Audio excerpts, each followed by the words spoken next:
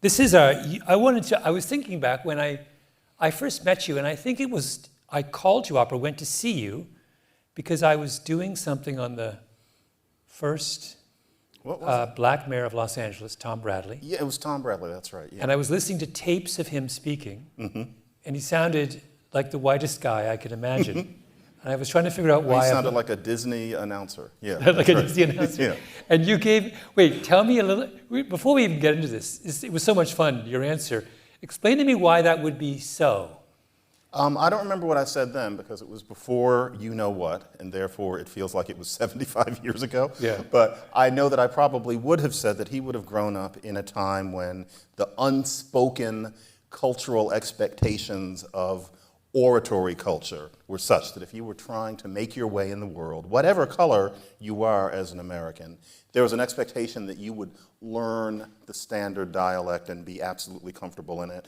Frankly, Booker T. Washington did that too. He was born a slave. If you listen to recordings, you'd think he was Teddy Roosevelt. And that's because that's what you had to do, which was kind of unfair. But I was thinking he comes from the time when black people were expected to speak that way if they wanted to have public influence. And I'm sure that he spoke in different ways when he did not have the camera on him. Yeah. Didn't I say that?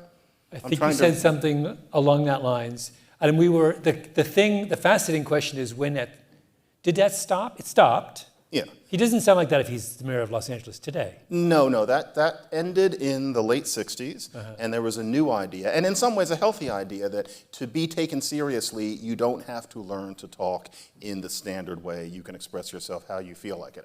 The moment it changed on one sofa in 1968, and I know this because a black woman of a certain age told me some years ago that she felt something that was different when she was at a party somewhere in Pittsburgh, and she's, kind of a proper soul, and she was with two black men, and they were, I think, flirting with her, but making fun of her because she couldn't say, we're allowed to curse, right?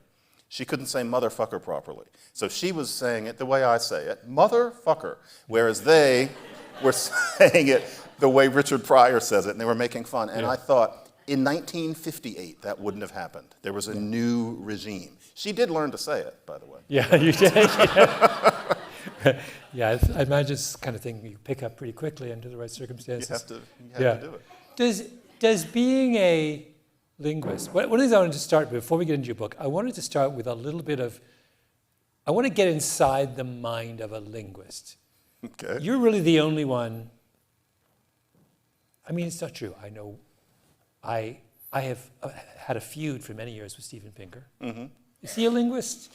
Yes, he is a psychologist who is a linguist. Who's a linguist? Yeah, he is accepted as one of the tribe. Yeah, he's a linguist. But you're the only one I really kind of have any affection for. And so I am genuinely touched.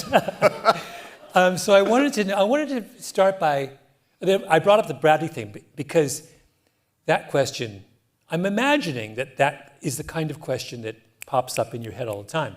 The minute I mentioned Tom Bradley to you, you were like, oh, I remember I played you a tape. You were like, oh, and I realized, oh, this is old hat for John. This is what it means to be a linguist. You're constantly asking yourself those kinds of questions. You can't let More or less, yeah, although I happen to be what's called a historical linguist, which means that I'm interested in how language changes. You can be somebody who's interested in just how language is right now, in which case that Tom Bradley question would be less of interest. But for me, it's all about what was going on in the past, and especially nowadays, we're at the point where you have 100 years, it's actually technically 102 years of people recorded speaking and moving at the same time. And so there's some sound films starting in 1923.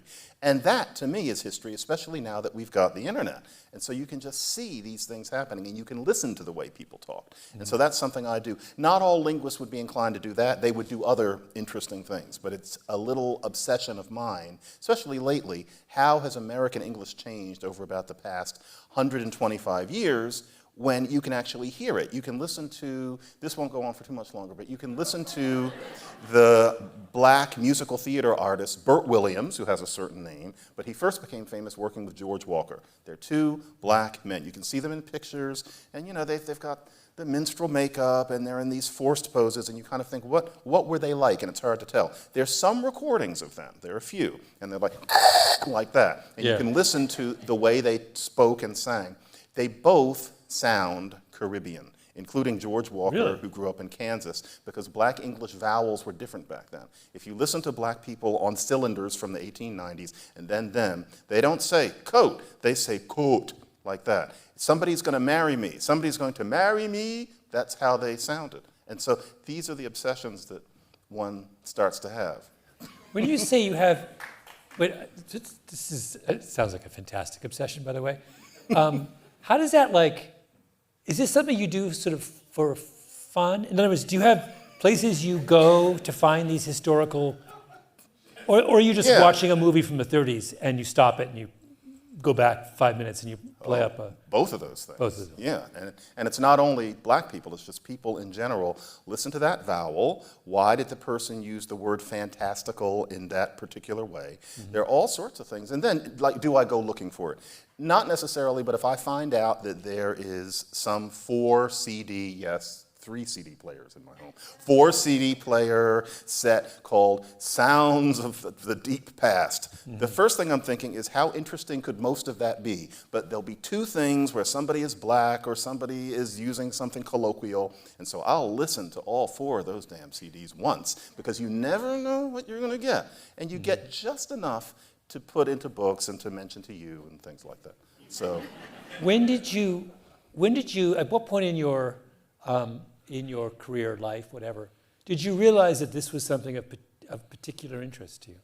You mean linguistics in general? No, this thing that you're just talking about. Oh, that.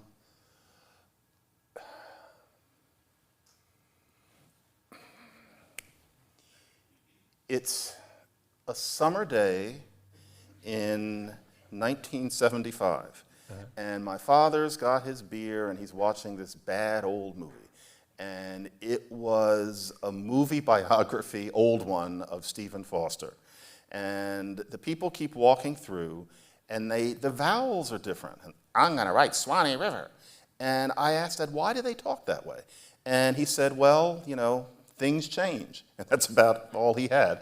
But I remember thinking, those were real people, and yet they don't talk like us. Why?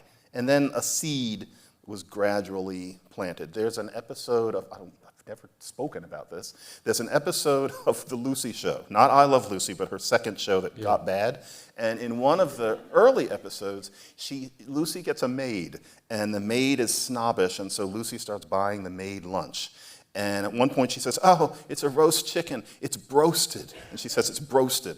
And I was listening to that when I was about 13 and thinking, that's not a word anymore, is it? That sort of thing, for some reason, interests me. And next thing you know, you've got so much of it stuck, crowding out more important things in your head. But you can write books about it. John, you got to do better than that. You can't say for some reason it interested me. You got to tell me. You got to tell us more than that. The way people talk is very resonant to me. And as I've gotten older, I've realized that for other people, it's the way people walk, or the way somebody dances, or the way people dress. But I know from a very early age, just speech was interesting. It was a window into the soul. People spoke differently, and that was about this much blackness. It was just listening to people in general, getting a sense that my teachers had a certain accent that the white people on TV didn't have. In Philadelphia, you say lousy, whereas Lucy says lousy. And I was thinking, well, that's interesting. Annoying my southern relatives by noticing that they had different vocabulary here and there. You know, I'm this little kid. I talk like this. And I say, you say carry when we would say take. And they would get tired of that. But I realized that it was because I was interested in dialect. Also, one thing I missed, and I think it's partly from being black, is I never heard black English as wrong. I didn't grow up speaking it, I grew up hearing it. I have a good passive competence, but I remember cousins who very much spoke it, and they would use features of black English, and I would listen and not think nothing, some people just not care. I would not think that's bad grammar, that's wrong. I wouldn't think it was exotic. I would listen to it and think, that's different from the way I would put it. And I wonder why. Is that based on something in history? I had one cousin who was using what we call the narrative had, people who study Black English. And then we had gone downstairs, and then we had seen that there was a raccoon in the basement, and then we had said, hey, let's get rid of that raccoon, and then we had gone back upstairs. And I keep waiting for, you had what, and then what? And it was just all had. And I remember listening to Darren doing that and thinking, that must be different instead of him not knowing what had means. And then years later, I found out that linguists had written about that. Wait, my wife, who is Black, she uses that. That's where it comes from. What? She sticks had in the craziest places. It might be a Black thing. Yeah, or like when Will Smith says, well, what had happened was he's That's taking... what she did. Yeah. She said, I had went. Now, understand, this is a highly educated, went to Princeton corporate lawyer. She just takes had and just kind of like shovels it in randomly into her sentences. That is because it's a good, earthy, yet systematic way of using the language. It's called narrative had. There are papers about it. Notice I say papers. There's one paper about it. So her father, her father grew up in both Harlem and Jacksonville, Florida. Mm-hmm. And he would be growing up in the 50s. Mm-hmm. He would have gotten that narrative had from Harlem, most likely. From Harlem. Yeah, that's good, solid, northern Black English. Yeah. Now, you said something earlier that you didn't speak Black English growing up. Mm-hmm. Why not? That's deep, Malcolm, actually. That gets into my parents and what they were like. And so plenty of Black family speaking the dialect fluently. Mount Airy in Philadelphia was a very integrated neighborhood. The Black people in the neighborhood had become middle class from mostly being working class. So there was plenty of Black English spoken in the neighborhood.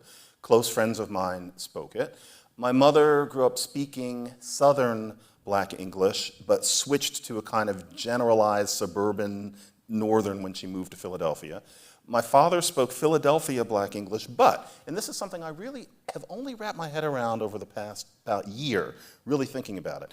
They were not inclined to use their vernacular around their kids. They didn't speak it to us. I remember thinking, Mom gets on the phone with her relatives, and all of a sudden there's this other way she has of speaking. And I was trying to wrap my head around it. Whereas, to tell you the truth, most Black moms would have spoken that way, at least some, to their kids as well. Mm-hmm. And the truth is, both of my parents tried their best. They were both brilliant people. They provided a materially great existence. But they were both very closed-off people in general. And that played out in terms of dialect. Then also, my sister talks exactly like me. If I have a weird voice, there's one other person. It's my sister who's 4 years younger. She sounds just like this. So it was both of us. And I find myself thinking sometimes, we both do that, but also I'm not an imitator. You know, as much as I love other languages and trying to learn them and never doing it as well as I'd like to. Holly, my sister, went to Spelman and came back with this new repertoire. All of a sudden she could switch, she had a kind of Black English, she had the cadence, whereas I never did that, and to be honest, if I had gone to Morehouse, I don't think that would have happened. I talk the way I talk and other people imitate me, and I think that's just, neurons or something. Mm-hmm. I like the way I talk. I'm not gonna talk like someone else, but that is the reason, and I wish that I had picked it up for real, because not having that natural competence means that you come off sometimes as thinking you're better than people, when really it's just that that's not in your mouth, and I can completely understand what it would look like from another perspective. But yeah, that's it. Sometimes, to be honest, I have wished that I was, and I'm not just saying this because it's you, except I am, I wish that I was Black Canadian, because I think that's less of an issue there in terms of the place of American Black English in what it is to be a Black person, but that's just an idle thought. I remember the first time I saw that kind of the switching as a kid in Jamaica, seeing my uncle, a brown-skinned Jamaican, who talked to us in the Queen's English. And he was getting gas at a gas pump. That must have been amazing. I'm maybe 9. He gets out of the car, and he starts talking to the guy pumping the gas. And there's some it wasn't just that he switched into patois. It was that he also, his manner completely changed. You're a different person. That they were doing that Jamaican thing where they're shouting at each other even though they're not angry. Yes. Which I had never seen before. I thought this was the coolest thing I'd ever seen in my entire life. That he could go from literally Malcolm blah, blah, blah, and then boom. And it was just that kind of... And that kind of trash talking thing. Just like... There are papers written about that. One, Yeah. actually. Yeah, that is that is very common. Yeah, that must have been wild. Yeah. And especially to see that big a switch. Because in my case, it was like from here to here. But with patois, first he's Margaret Thatcher, and then suddenly he's Bob Marley. That must have been amazing. That's right. Or my mother, then I began to hear my mother when she would get angry. She would lapse, not into full-on patois, but you could hear the Jamaican coming out in her voice. vernacular. And that idea as well. No, it's funny, because I'm making the same, on some level, observations you are as a child, but I have no... what sidetracks me at that age is not how people are speaking, but how they're explaining things. I get obsessed in the same way that you, I think, it's funny, in the same way that you get obsessed with how your people are expressing themselves. Grammar, yeah. To me, it was about, we're playing hearts, and our cousin doesn't know how to play hearts, and my brother starts explaining hearts to my cousin. He's doing it all wrong. That was my obsession. I'm 6, and I'm just like, why start with the point of the game? Like, what are you doing? You know, like, and I realized how deeply kind of... And it bothered you. Oh, to this day, it works. I get bothered by it. I always just assumed that people were going to do stuff wrong, and I would have been listening to what the grammar was. No. The surest way for me to completely lose my cool is to read instructions that someone has written for something. Just like, this is, I mean, come on. I want to call up the company and volunteer my services. So I understand that to a point, because I feel that way when, in society in general, I sense that people are making claims that don't make sense about some social phenomenon. I feel like people are faking it. That's probably why I'm sitting here, because for me, if there's some controversy, I think that explanation doesn't make sense. That's vastly exaggerated. Everybody is pretending to think that that's true, partly because of the rhetorical flavor. To me, that has to be fixed. That's a hair out of place. That's what makes me write an editorial. So I get that, but not how to play Monopoly, or it's just different neurons. Yeah, different. Now, I want to talk a little bit about your, and by the way, I always find this question, if it's asked of me, deeply annoying, so you don't have to answer it if you don't want to. But I wanted to talk about your kind of place in the culture right now, which is really interesting to me. And I have a grand, unified John McWhorter theory. I want to hear this, because I don't. Okay. Here's my theory.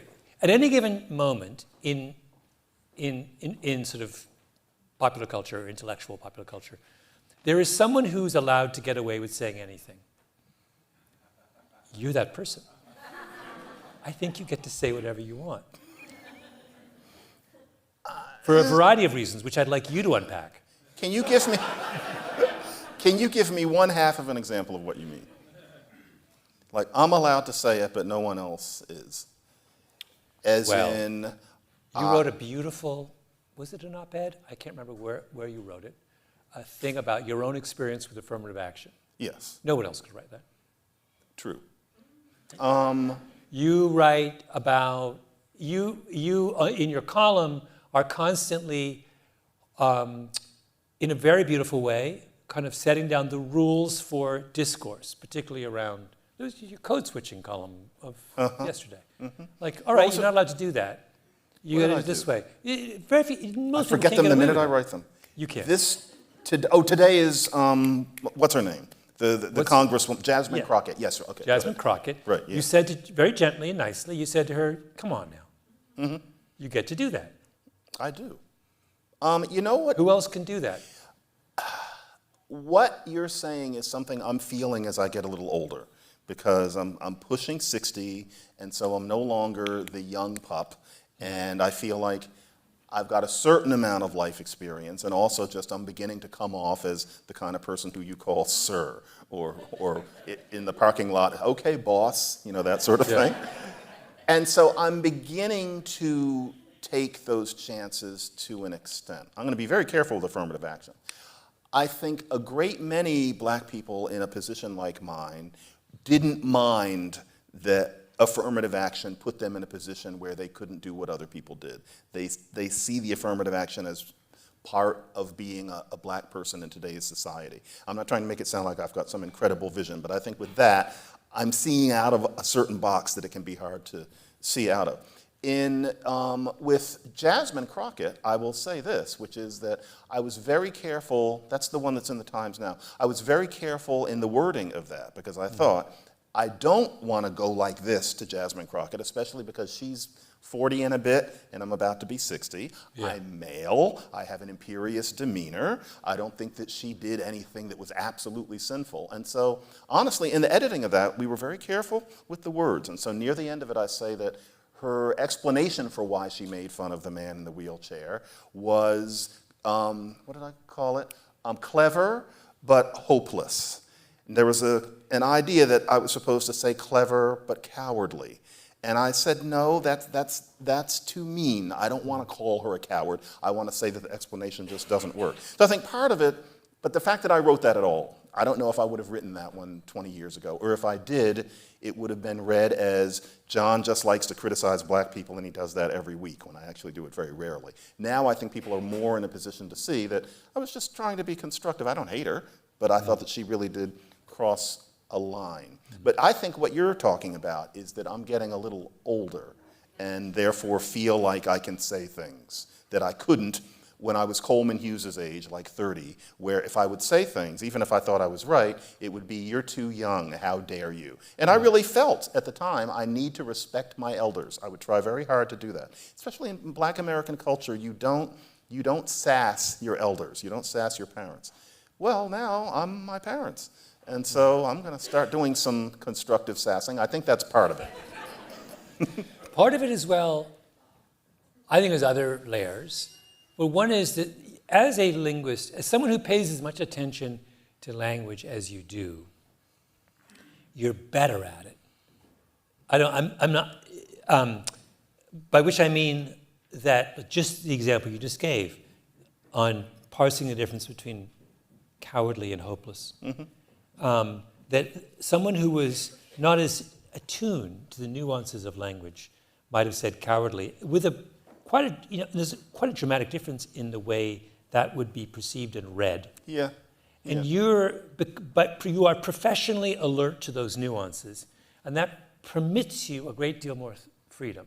This is the argument for taking linguistics or something related to language as a kind of, in college. Mm-hmm.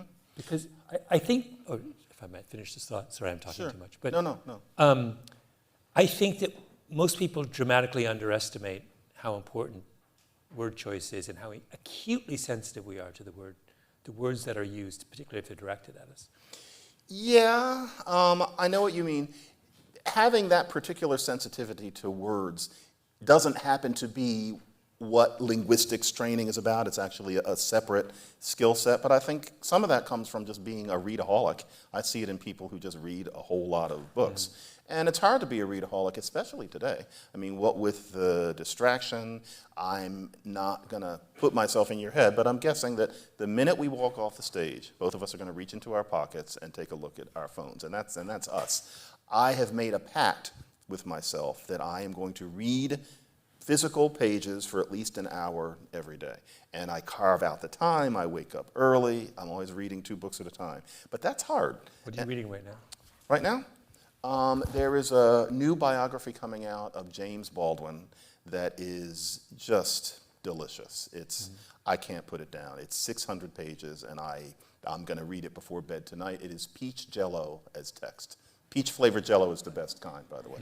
And then, this is going to seem so cheesy, but the last fiction that I read was The Bluest Eye by Toni Morrison. So I'm authentic, but now I'm reading Barchester Towers by Anthony Trollope, because people keep telling me that Trollope is good, and I read The Way We Live Now on the recommendation of a friend about 6 months ago, and I couldn't put it down. And frankly, Jane Austen, get ready, bores me to tears. And yet, these are the same people, and I was just, what's going to happen to them? And they have an interesting dialect. They are people who are educated, and yet they say ain't.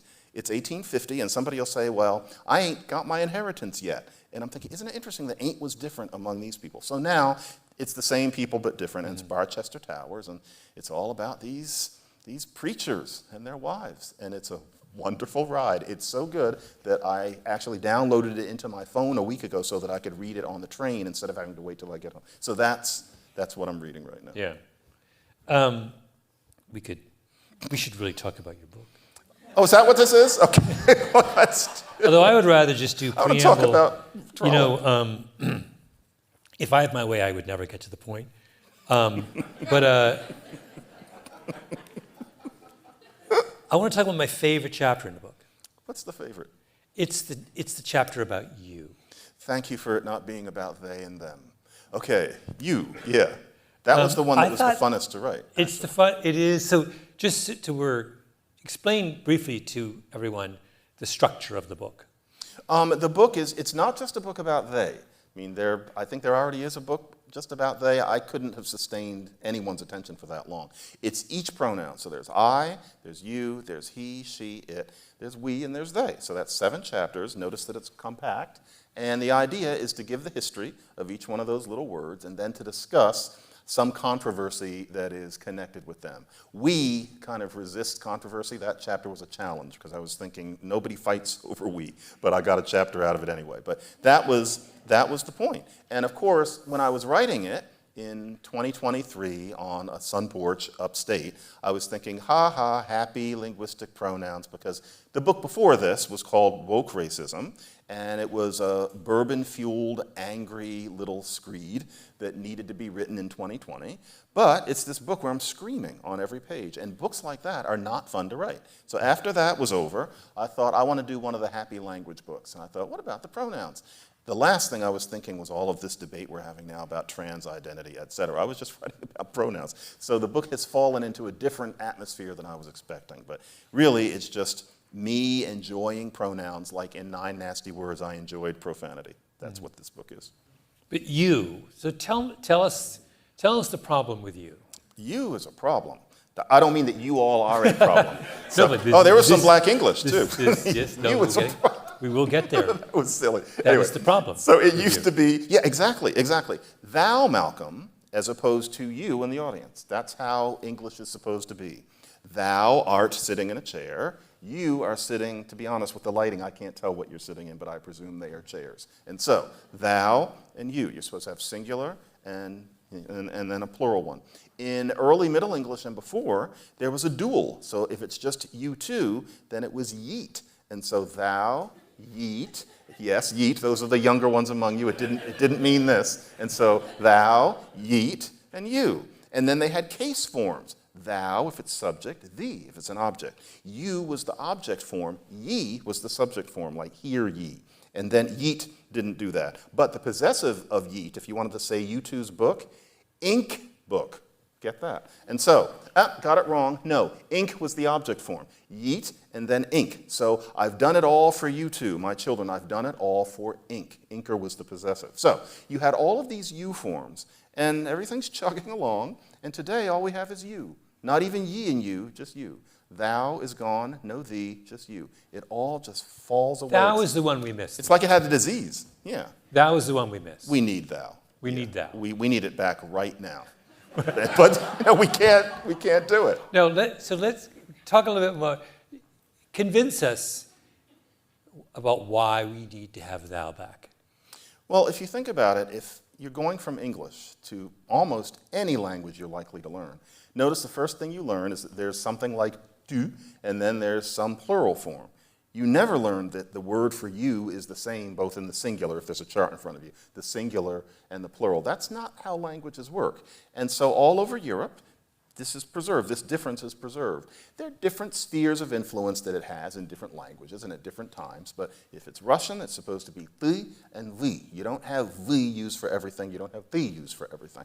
English is different in that way. English is a very odd language in certain corners of its being. And to tell the truth, it's obscure. We need a singular versus a plural form, and we try to create a plural form by saying y'all or yous or yins, and we're told that that's just funny, it's just slang, it smells like fish or bubblegum or marijuana. It's not a real word. And yet all we're trying to do is be a normal language. Now, so what's your preference here? There's two parallel strands of argument here, and I want to figure out which side you're on. One is, so you originally is the plural, thou is the singular. What has happened is that you has come to encompass both.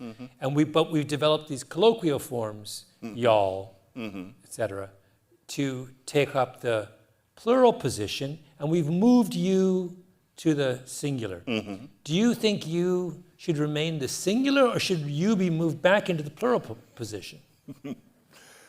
Take a stand. I'd like to see thou come back. I think we need thou. There was nothing wrong with it. It's just like German du. We need thou. The problem is that thou sounds antique. Thou sounds like somebody in a periwig who's about to die of yellow fever because it's so far back. But if we bring in you, then we have to accept y'all as legitimate. Or use. Or you guys, or use. And that's really tough too because of the aforesaid odors of those words. I was thinking of, so if someone wrote the hymn, How Great Thou Art Today, it would be How Great You Are. How great you are. Then sings my soul, it's not as good. my Savior God to thee, how great you are. How great you are. It doesn't work. That was great for art. Yeah. But art thou. But it would be hard to use out on the street. I think, do I say it in the book? No, that was about something else. You could not say thou naked. It wouldn't seem quite right. It would. You have to use you. But no, you've said there's problems with both positions. But come on, you're not answering my question. Trying. If I make you language czar, and you get to push you to the singular or plural position and either reinstate thou or establish use and y'all, which move are you making? If I were the czar, like if I could do an executive order, I would. You would be in the singular, and I would enforce that you all was more widely accepted. I would say that the Wall Street Journal has to start allowing you all, and it has to start being taught in school with a teacher with a stick at a blackboard. Yeah. That's the way I would do it. Already when I teach about language, I say it's going to be I, you, he, she, it, we, y'all, they. I always say that because you need a y'all in that sense. One of the things that it had not occurred to me until I read that chapter was that in the South, y'all is the plural. That is to say, and if it's addressed to a person, you're invoking unseen others. I hadn't realized it. So if I go to the South and I say, well, that's what y'all think, and I mean just you, I've committed a violation.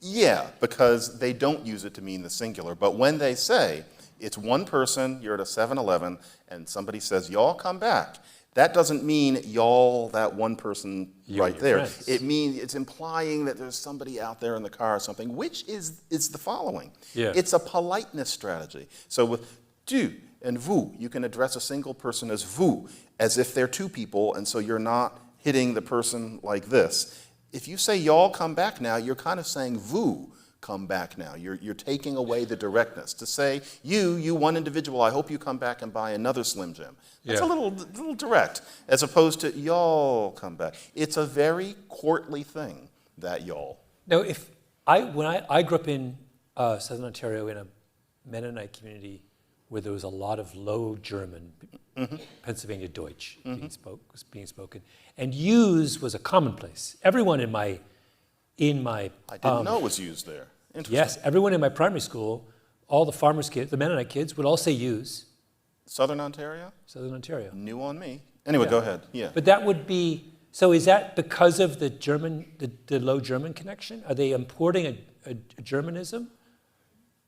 Probably, and I'd have to look at a whole lot of surrounding circumstances, but if use is being used by that set of people, who often when they're at home are speaking their German, Low German, which is really a different language, then use would be because German, being a normal language, has plural use, so to speak. That would be my guess. Now, if you want to get wonky about it, you have to see what the distribution of use is, and to be honest, I adore Canada in many, many ways, but I've never done a dialect geographical study, and so I don't know where use is distributed. But if it really was in there, yeah, that's a Germanism. I could be wrong. I'm just guessing. No, you're not. You know what you heard. That's probably a Germanism. I'm guessing, probably. Yeah, that's neat. I didn't know that. I would have put that in there. But wait, before we leave this, because I found the chapter it was so delightful in so many ways. Put your finger, I want to go back to something. You said, well, we need to distinguish between the plural and singular you. But nice. What problem does it create for us when we can't? Well, is it just a lack of specificity? It's just that you need to pause and clean something up. And you'd rather not have to. Imagine never having to say, I don't mean you all, I mean just you. Or I mean just you, not you all over there. There are larger tragedies, but nevertheless, that is one of those things where, that is one of those things where we have a ding. Like, for example, in French, you're driving a rental car, and you're in a big hurry, and all the other cars are parked in a line, and you pull into a space, and you don't really park it right, and the butt of the car is kind of pushing out. So you run down into the little hut, and you say, I'm sorry, but my car is sticking out. There's no way to put it that way in French. Nothing can stick out. You can say, I didn't park properly. You can say that the row is uneven. But if you try to say, the car is sticking out and I'm sorry, they don't have it. Now, does that mean that it's hard to be French? I doubt it. But it would be nice if they had that word. It would be nice if we had a thou, or if we could use y'all in the same way. Yeah. So what I would like to see is the country divided on this question. So that there would be thou districts, and then there would be y'all. Oh, that would be adorable. And then, because I don't like y'all, to be honest. I do like thou. Huh. I would like thou to come back. Thou Yeah. art. Thou art. Thou art reading. It just sounds like somebody who died 150 years ago. But I could get used to it. But this is another sort of interesting language question, though. Is that going to be as true for our children? Will our children have the same associations with thou? I mean, why do I think, I sang that hymn for a reason. I grew up singing that hymn. Mm-hmm. All of my associations with thou are biblical. If we move into a world in which people's association with religious practice is vanishing, then doesn't that free us up to go back and pick up a lot of that stuff? It's possible. It's funny you say religious, because I forgot something, which is that I went to a Quaker school, Friends Select in Philadelphia in the late 70s. And back then, there was the last cohort of teachers, Quaker teachers, who were still using thee and thy, and in natural speech, the ones who were super Quaker, as in dressing Quaker. Mm-hmm. And I remember there was this one teacher who would come and look at your paper and say, don't forget to put thy name on thy paper. And he meant it straight. He didn't mean it ironically. And part of why I don't like thou, and I never thought about this. You're making me think about a lot of things I haven't thought about. Because one day he decided to take a long trip in a canoe, and he happily, pulled out into the Delaware River and, was talking about when he was going to come back, and no one ever saw that man again. And I must admit that I associate thou with that man. And that is much too arbitrary. So I can't, laughing at this man's demise, but I need to stop that. I would enjoy there being thou, but I'm trying to imagine it imposed on a whole society. Yeah. And I cannot see my 10 and 13-year-old feeling differently about it, but then again, there are aspects of them that I may never know. I'll ask them next time I see them. And what about you mentioned this I believe, in passing, the English use of one. You do, yes. Mm-hmm. One, do the English upper crust resolve this problem by, if I say one in the way the English, one doesn't think that, does one? Right. What am I doing? Am I explicitly freeing up you to be in the plural form? Is that what I'm doing? Well, in that case, it's we use you colloquially. Yeah. Well, why suddenly can I not talk? And he had a stroke that night. You colloquially.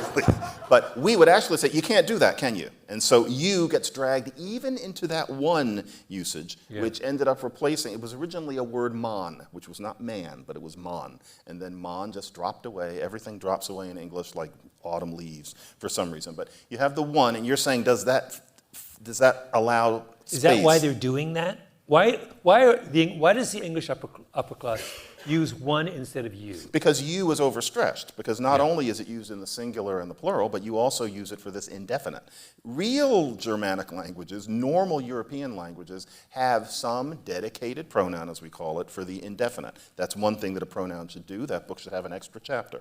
In Old English, it was mon. Then mon shortened to m. And so you would say, you got to do it, and you would say, "ma got to do it." That's not very accurate Middle English, but you get my point. And then that "ma" flew away, and you ended up being dragged in for that too. We work that little word so hard. It's a miracle that we don't trip over our linguistic shoelaces with it more, but languages aren't usually like that. There's one I know of in New Guinea. It's called Berwick, and all they have is I, we, then you, and then there's one word that means he, she, it, and they. One word like quack. It's not quack, but it's just one thing. But we're more like that than we are like the European languages that we're actually related John, to. sorry to be a dog with a bone here, but why don't we all use the English one? In order to give you a break?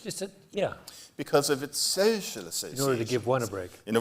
Right, to see. But we can't, because if you use one in that way, you sound like you have a big mustachio, and you walk with a cane, and you're in black and white, in an old movie played by an actor named C. Aubrey Smith. One mustn't do that.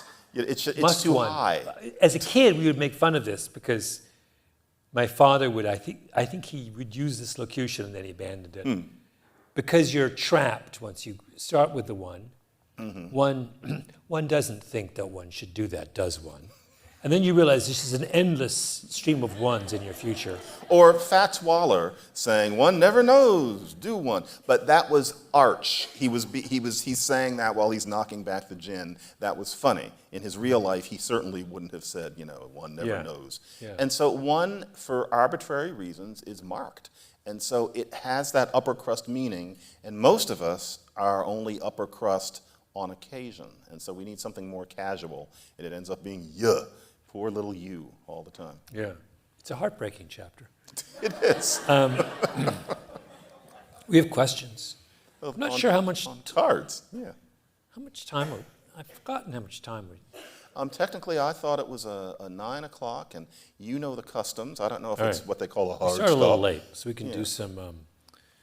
Some of these questions are really good.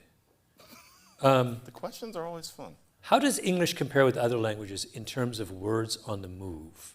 The shifting of words meaning over time. Words are on the move. That was the title of one of my books, actually. Words are on the move all the time in all languages. Some of them are moving faster than others, but there's no such thing as a language where the words just stay where they are. And it can be hard to process that the words are on the move because it usually, not always, but usually happens very slowly. But words' meanings are always kind of morphing. Obnoxious used to mean vulnerable to harm. And so don't render yourself obnoxious by wearing too few clothes to the jousting tournament. Or that's not you take my point. So it only came to mean noxious because it sounded like noxious. And so we now use it to mean that. If you look in a grammar guide in about 1900, there's always some person, the kind of person who says one and has that mustache, who is complaining, people are using obnoxious to mean annoying when really it's supposed to mean subject to harm, sniff, sniff, we're going to have to deal with this is a sign of the lack of education. And so that is what happens to all words, and that's true in Japanese, Hungarian, Tahitian. There's no language where that's not happening. I had an example of this happened to me yesterday. I had written something, and it was a script for a podcast. It was we had a fact checker who I'm assuming was much younger than me. This is when it happens. And I had a sentence which I said, it was about things about RFK Jr. I said, something about he has such a crazy idea. The fact checker, who was very good, I'm not dissing her. She did an incredibly good job. She puts a little note in Google Docs and says, it is not considered politically correct to use the word crazy, and you should use obnoxious, whatever. She gave another, and it was one of those moments when I was like, I am clearly too old now. I have lost track of the word crazy. What has happened with, did crazy go crazy? That means, like, for example, that we can't have the song, I'm crazy. Is that now wrong? I think it's wrong. I don't know why, though. No, that comes from a list that came out from Brandeis in the summer of 2020. It's the sort of thing that makes you write a book in a bourbon-fueled rage. And it was a list of all these words you're not supposed to use. So you can't say crazy because some people are cognitively challenged. You're not supposed to say walk in service because some people can't walk. It was this whole list. I didn't know what should we say instead of crazy? I guess cognitively, I think you should say crazy. No, I'm just trying to... Like, what would the better term if Willie Nelson hears this and wants to... Unbalanced. I'm crazy for... What else would you say? I'm... Crazy. Cognitively unbalanced. For loving you. I'm... Awkward. Yeah, I knew that one caught me by surprise. I think that's... But if the fact checker is quite recent of years, I get the feeling that they might have picked that up from then, and nobody respects that particular list. I said you... So, no, notice, John, you just said they, and I had identified her as she. But I'm trying... You love that. You're in favor of the... I didn't catch the gender. And even if I did, I'm just trying to depersonalize it. So it's just some Homo sapiens, I'm thinking. I'm not touching on the whole they question, except that I wanted to point one thing out, which is I read it and I thought, my niece is non-binary. Mm-hmm. And then I paused and thought, that sentence illustrates the difficulty and absurdity of this whole conflict. In that what? What do you mean? My niece is non-binary. Oh, I got it. Oh, okay. Right. But, and I talked to her, and I say, I talked to. Well, you're allowed to specify the difference between nephew and niece. Am I? Right? Are we supposed to make up a new word like noose or something? Well, that's my question. Don't I have to come up with a different word for niece? And we're not supposed to say brother and sister anymore, and we're just going to say southern? I don't know. Why would you ask? That's not going to fly. Which of us is the linguist? I think that the idea, father and mother, and instead it's always going to be parent. Brother and sister, and it's always going to be sibling.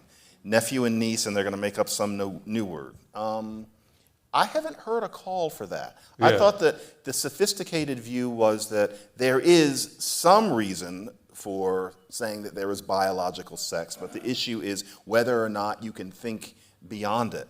Wow, a whole new vocabulary where nothing is quote-unquote sexist. I'm asking you. It struck me as, that sentence, my niece is non-binary, struck me as, because I had earlier, in other situations, referred to them as my mother's granddaughter, and then I wondered, I felt very awkward about doing that.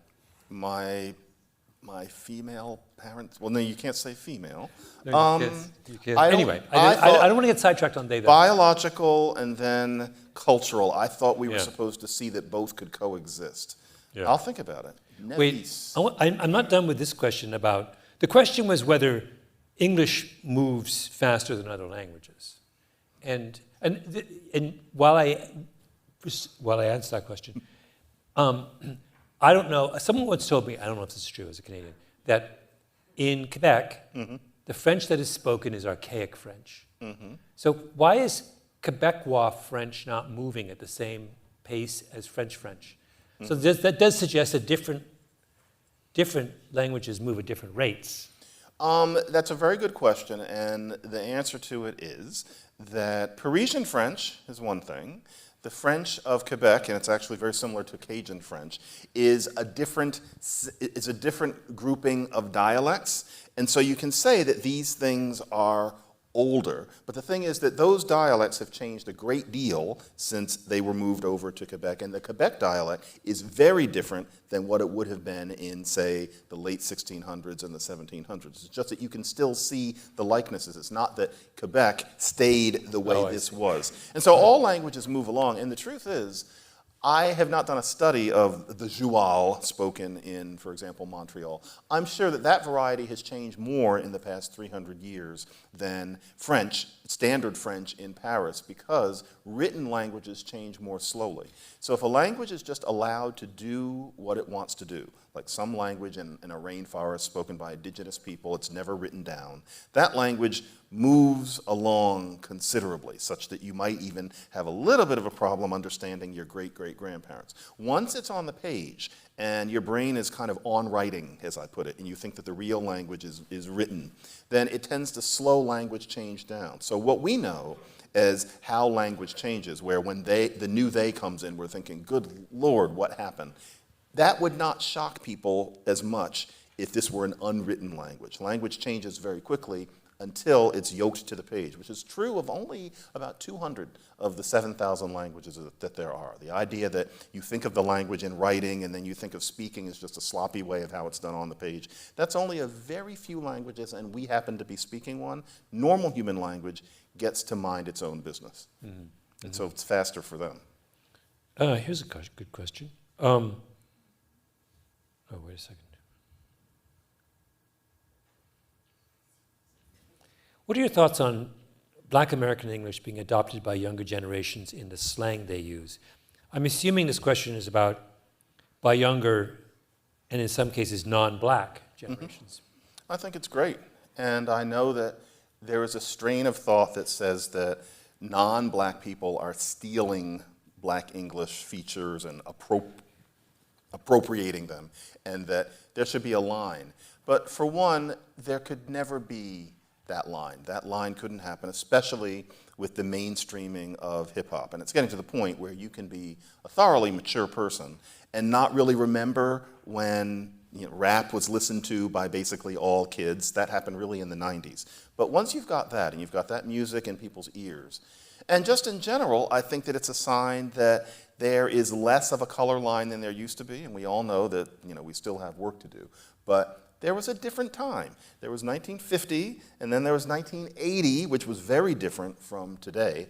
And I think that this business of supposing that non-Black people aren't going to borrow what is probably the most vibrant slang in the United States, it'll never happen. It's actually a good sign that it is happening. And it really is at the point where if you're going to look at how modern English is changing, which is mostly the words, 2 times out of 3 it comes from either black slang or gay Black slang. That's a major source of our new words. And really, it's a word I try to avoid 2 words. Holistic, because it just makes everybody happy to hear the word holistic, especially if you go like this, you say holistic, and it's just that you're correct if you go holistic. And also the word dynamic. It's dynamic. What the hell does that mean? But yeah. I think that Black English jumping into mainstream English is quite dynamic, and I enjoy watching it. So yeah, I'm not giving the right answer, because I know there are people who think that it's appropriation. That's complicated, though, and I think that's an over-application of the appropriation concept, I think. Yeah. This is a question that popped into my head out of nowhere. Years ago, I interviewed these 2 women who had a company in New Jersey. They were taste testers, mm-hmm. and they could taste a can of Coke and tell you where it was bottled. I think I read this. Yeah, one of my books. They were amazing. And I'm curious about, can you listen? I don't want to just pick Black English, for example. Mm-hmm. Can I play you a tape of Black English, and can you tell me where the speaker's from? A little. I think there are a few linguists who really do Black English as their academic work, which I shouldn't say, I don't usually. How about not just Black English? If I played you 10 clips of Americans from various parts of the country mm-hmm. saying the same sentence, mm-hmm. how many of them would you get right? How many regions would you get right? 8.5, but there are linguists who would get 11. Ones who really specialize in dialect differences, right down to shades of vowels, which it kind of loses me after a while. But yeah, you get pretty good, definitely. You and I talked about that actually way back. Which regions would be the hardest? The West, because once you get out to California and outside of Valley Girl, et cetera, especially if you're in rural regions or if you're in Nevada or if you're in New Mexico, it can be hard to get exactly where a lot of those people are from because there's been so much mixture, and so recently, like the past several decades, starting in the 40s, that no one thing has settled in yet. So I'm not great with California unless there's a certain set of California vowels that are very obvious. And so if somebody says man instead of man, not that extremely, a man instead of a man, and there are some other things that go with it, there's a set of 4, you can know, okay, you're from San Jose or Los Angeles or something. But it's much harder with a lot of the people out there. And so I'm not dependable when you're talking about, say, Idaho, I don't know, I might get it wrong, that sort of thing. Which one would you get right 100% of the time? Northeastern people, unless they've got very eccentric histories, you can usually place somebody, and there's some cute little tests where you can determine whether somebody's from Western or Eastern New England. Philadelphia and Baltimore are more similar than they should be, as in I don't like how similar they are. That's thrown me a couple of times, but since I'm from Philly, if I really listen and the person talks a lot, I can get that. The Northeast has a lot of funky stuff. Then there's the South, and there's the Upper South, and there's the Lower South, and you learn to tell the difference between them. Then you have to deal with Florida, which is hard because there's both Southern English in Florida and then Seinfeld English in Florida because of the whole different histories. And so, right. yeah. Well, what's the adage about Florida? The further north you go, the more southern it becomes. Yeah, that's like it's Georgia. And then you go further down, and people sound kind of like you and me, and you have to work. My favorite drive, by the way, is to drive from Atlanta to the Florida Peninsula, to the Redneck Riviera. I'm sitting here nodding, and I've never done it.